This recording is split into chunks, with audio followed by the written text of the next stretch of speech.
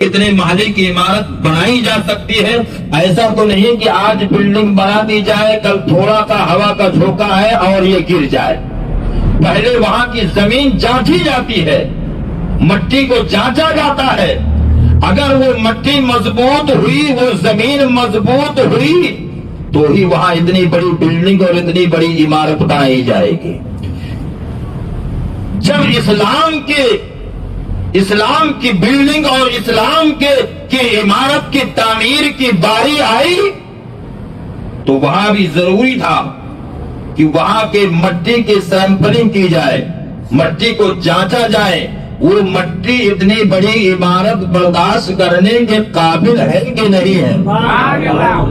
لیکن حسین رہتے ہیں مدینہ میں, اور حسین رہتے ہیں مدینہ میں, اور اسلام کی بلڈنگ بننی ہے کربلا محلہ میں. اب وہ مٹی لائے گا کون, وہاں کے مٹی کا سیمپلنگ کرائے گا کون, اور جانچ کون کرے گا, اس کا ریسرچ کون کرے گا. تو اب میں بتاتا ہوں, جس طرح تاریخوں میں آیا ہے کہ مٹی لانے والے کا نام ہے جبریل امی, مٹی لانے والے کا نام ہے جبریل امی, اور مٹی کا ریسرچ کرنے والا ہے امام الانبیاء, اور اسلام کی بنیاد رکھنے والا ہے امام حسین.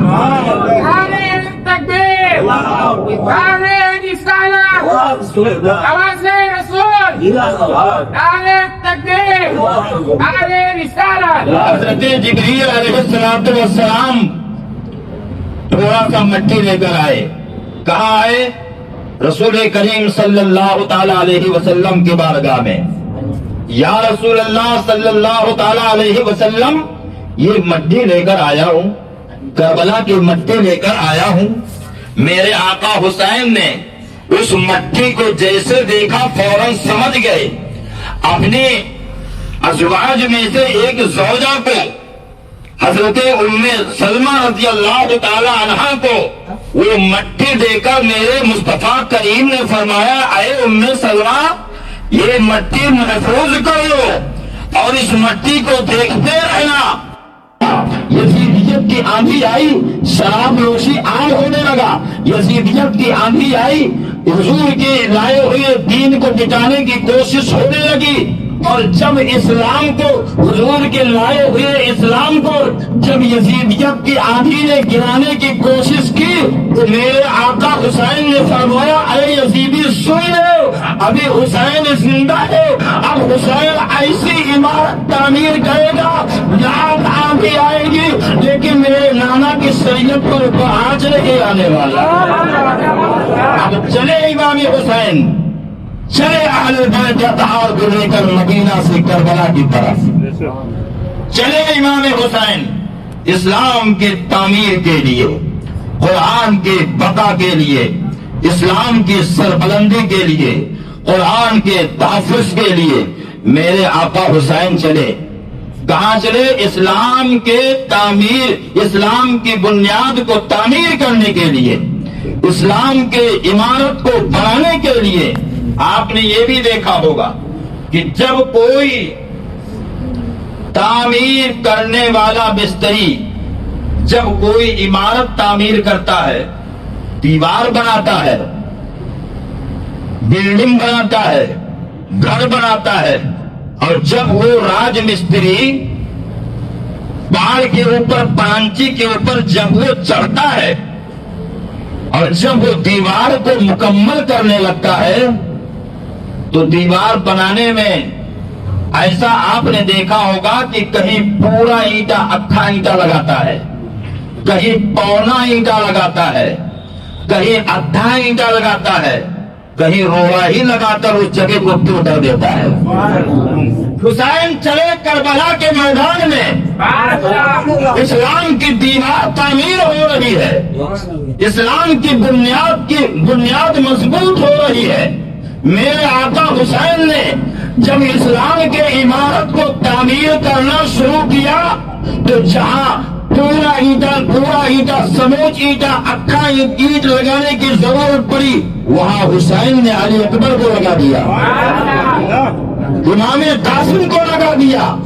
جہاں آدھا اینٹ لگانے کی نوبت آئی وہاں عون محمد کو لگا دیا، جہاں اس سے چھوٹی اینٹ لگانے کی نوبت آئی وہاں علی اصغر کو لگا دیا، اور جب آخری میں دیوار میں ایک جگہ بچ گیا تو اپنا خون دے کر خود لگ گئے، اور میرے آقا حسین نے بتا دیا ہم نے جان دے کر اسلام کو تعمیر کر دیا ہے۔ اے یزیدیو، اب یزیدیت کی آندھی آئے گی، اسلام نہیں گرنے والا ہے، نصرانیت کی آندھی آئے گی، اسلام نہیں گرنے والا ہے، یہودیت کی آندھی آئے گی، اسلام نہیں گرنے والا ہے، رافضیت کی آندھی آئے گی، اسلام نہیں گرنے والا ہے، شیعت کی آندھی آئے گی، اسلام نہیں گرنے والا ہے، اور کفر کی آندھی آئے گی، اسلام نہیں گرنے والا ہے، نشریت کی آندھی آئے گی، اسلام نہیں گرنے والا ہے، مغلیت کی آندھی آئے گی، اسلام نہیں گرنے والا ہے۔ اس لیے کہ میرے آقا حسین نے ایسی مضبوط بنیاد بنائی ہے جو اپنا خون دے کر بنایا ہے، اپنے بچوں کو قربان کر کے بنایا ہے۔ اب کو اسلام کے گرانے والے خود ہی گر جائیں گے، اسلام کو مٹانے والے خود ہی مٹ جائیں گے، لیکن نہ اسلام مٹا ہے اور نہ جو ہے قرآن مٹا ہے۔ اسی لیے تو اعلیٰ حضرت نے کہا تھا کہ مٹ گئے مٹتے ہیں مٹ جائیں گے آقا تیرے، نہ مٹا ہے نہ مٹے گا کبھی چرچا تیرا۔